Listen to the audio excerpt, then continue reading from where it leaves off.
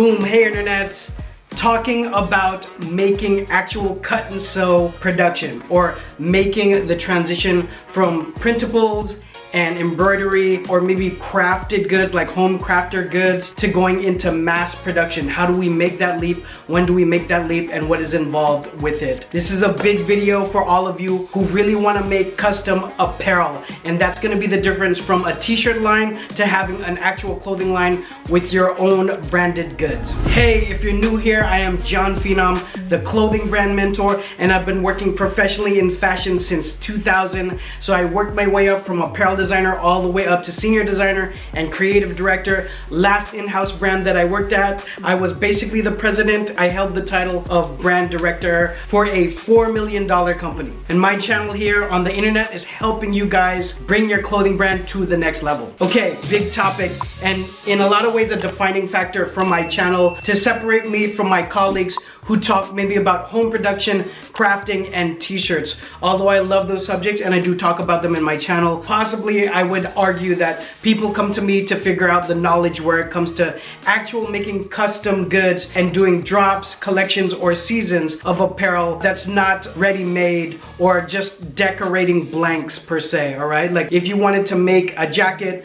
a hat from scratch, cut and sew t-shirt, any kind of knits, any kind of trunks, board shorts, non-denim pants, cargo pants, all of the categories you might think of for cut and sew is all done with mass production. Now, by and large, most of the companies I've worked with will have production done in China. It was a little bit sketchy during COVID. There's a couple policies going back and forth that were political that caused hike-ups of different prices. But even today, as this is post-dating and as you're watching this, China is a very much powerhouse when it comes to most categories in apparel. Now, I've traveled to a lot of different countries, including Vietnam, Colombia, Philippines. I'm sure I'm forgetting a few. I love to, when I travel, see the capability of other countries and their production. Now, I don't claim to know all the countries and all the cities in each countries, but having dealt with northern and southern China for most of my professional career and having boots in the ground, working with the teams on that side to make sure production samples, salesman samples, and prototypes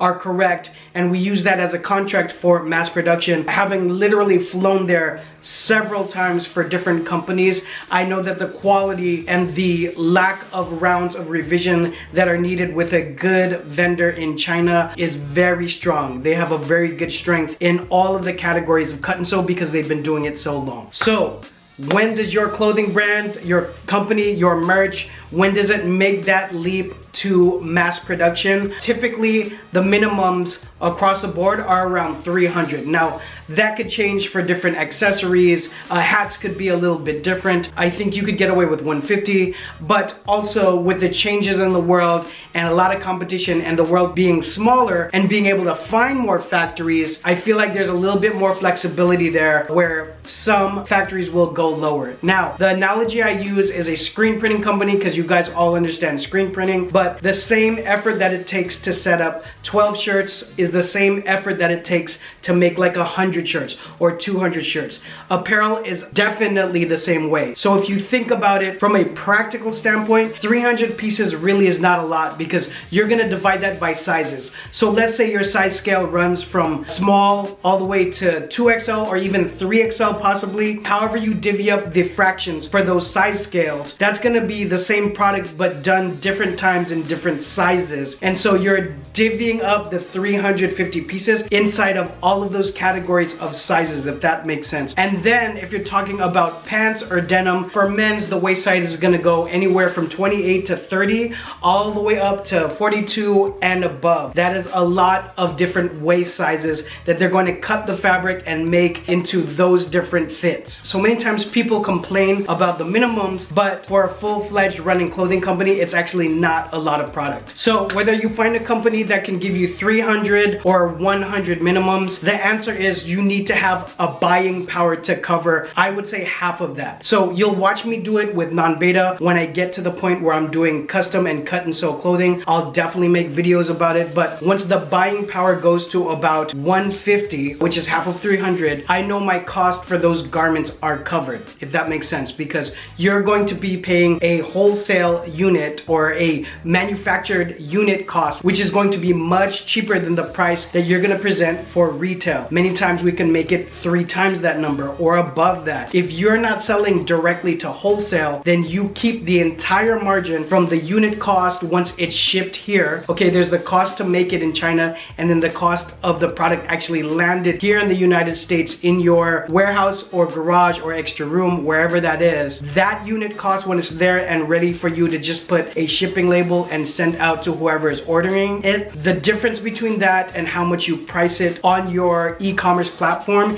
is going to be a margin that you get to keep. So very simple math will tell you that if you can sell about half of it, you're making profit already on that. You're not covering the cost, you should be making profit, generally speaking, on whatever items you're making, whether it's a jacket, a polo, or a pant or a short. So I know that's a difficult answer, and there's a lot of questions in between that. Basically speaking, once the buying power of your audience is enough where you can sustain about selling 150 of each cut and sew item, roughly spread out along the collection, you should be good to go and on your way. Also, that is needless to say that you already have some proof of concept for your clothing brand, and people want to see more from the items you're putting out and the styles you're putting out into the world. There's no way I'm going to shoot this video and not leave you with some more answers that I typically give in consulting. But where can you find a vendor? I still go with Alibaba. They have a robust listing of vendors, and some people complain about scamming. Scamming is an issue everywhere, and it can be an issue in Alibaba as well. However, I would filter my search by making sure you're looking for vendors who have a gold standard with Alibaba and have the trade assurance. The trade assurance is the most important thing. It gives you insurance on your order to kind of cover that transaction up to a certain amount. And if you look into that, you're gonna see that it's gonna make you feel a lot easier about doing commerce with some of these companies that are on the other side of the world. Anyways, this is a big topic. I know it can be scary, but the biggest brands that you know are definitely dealing, at least with some categories, in China or with a company or with manufacturing on the other side of the world. Hope that helps. I know you guys are gonna have questions on this. Drop them all down below, or you can text me on this number here. I'll see you guys on the next one. Peace.